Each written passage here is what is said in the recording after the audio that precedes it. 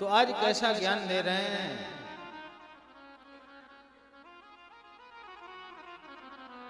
महादेव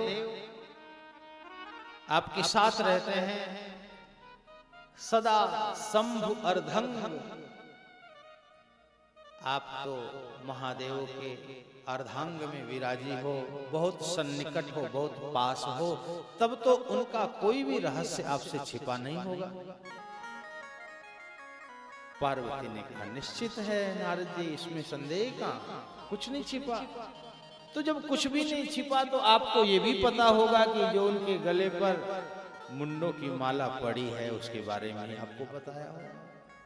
अब आप कहोगी कि नहीं नहीं इसके बारे में तो नहीं बताया। बोले हाँ नहीं बताया, पर आपको कैसे पता? बोले मुझे पता, बता ही नहीं सकते। पर अब आप सोच लो माता जी, आप कह रही हो कि बड़ा प्रेम करते हैं, बड़ा पास रहते हैं, साथ रहते हैं, तो जो अहर्निश कंठ में पड़ी रहती है उस माला के बारे में नहीं आपको बताया। अब आप समझ लो कि कितना प्रेम है आपका। मैं कुछ नहीं कहूंगा, मैं तो चलता हूं नारायण नारायण कहते हुए नारद जी चले।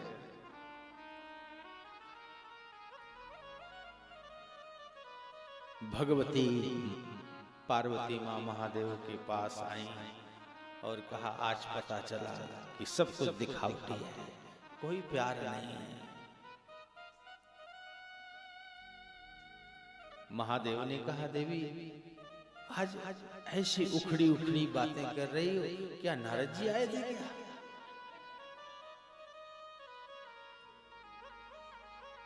पार्वती जी कह रही हाँ आए तो थे, लेकिन आपको कैसे पता? बोले तुम्हारी बातों से ही लग रहा है कि कुछ ना कुछ ऐसी चर्चा हो गई।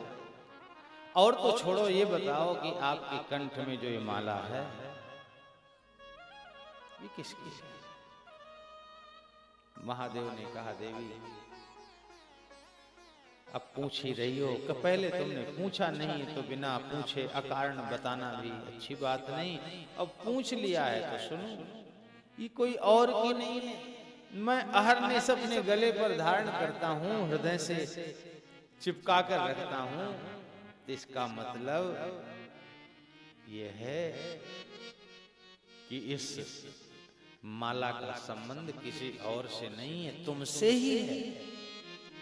मतलब ये तुम्हारे ही मुंडों की माला है। महादेव ने कहा अभी भी नहीं समझी। जितनी बार तुम्हारा देहोत्सर्ग हुआ है,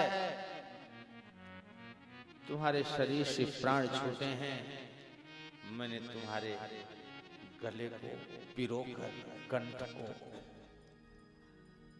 माला बनाकर पहनता आया। पार्वती जी ने कहा कि नारद जी कह रहे थे कि वो कपटी हैं, मैं उनकी बात पर भरोसा नहीं किया। अब बताओ इससे बड़ा कपटपन क्या होगा कि मैं इतनी बार मर गई और आप एक बार भी नहीं। महादेव जी कहते हैं एक बार क्या, मैं कभी नहीं,